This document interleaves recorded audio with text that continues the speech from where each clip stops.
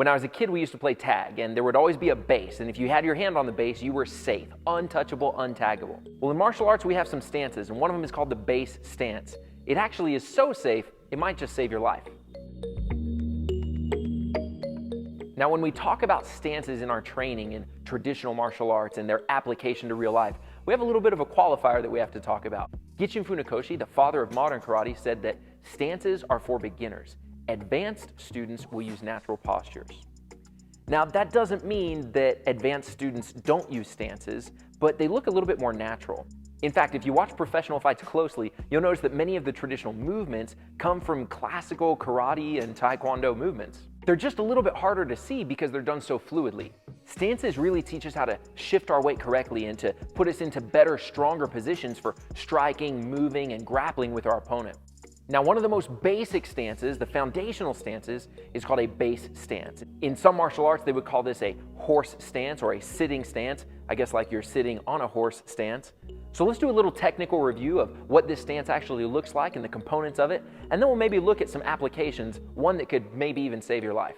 Now, first and foremost, stances are about weight distribution. So the first thing we're going to look at is that our stance is double shoulder width apart and that we have 50% of our weight on each leg. So it's evened out on each side. Also, our toes are going to point forward. If our toes start to point to the outside, it shifts the weight onto our heels, which is good if we're trying to lift a heavy object, but not so good when we're trying to be stable and move from this position and keep ourselves from falling down. So toes forward, knees bent, and you want those knees to push out over your heels like this, over the balls of your feet. If they're turned in like this, then you're sacrificing a lot of posture. It's going to hurt your knees right here. So we want to be in this position. Now you're ready to use it.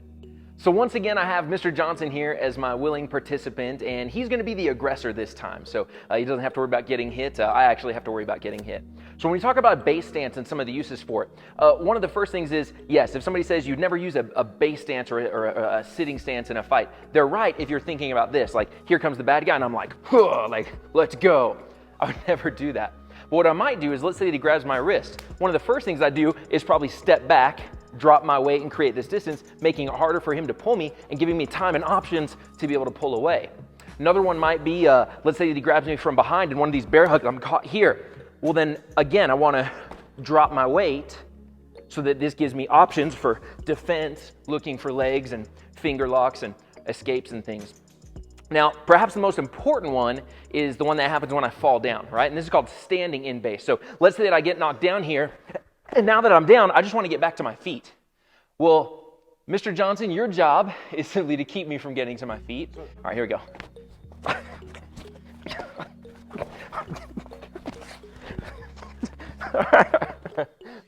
You scratched me all up. It didn't work. Now let's try this again using the base stance as a tool.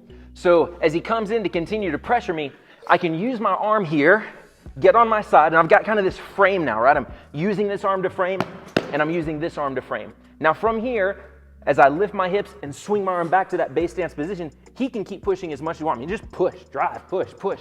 Come on, Mr. Johnson, push. And I stand right up. So we call this technique standing in base. Standing, like I was a kid, in safety, as if I was playing a game of tag. As I get up in that position, it gives me the opportunity to run, to attack, but most importantly, it gives me the option to get to my feet when somebody's pressuring on top of me.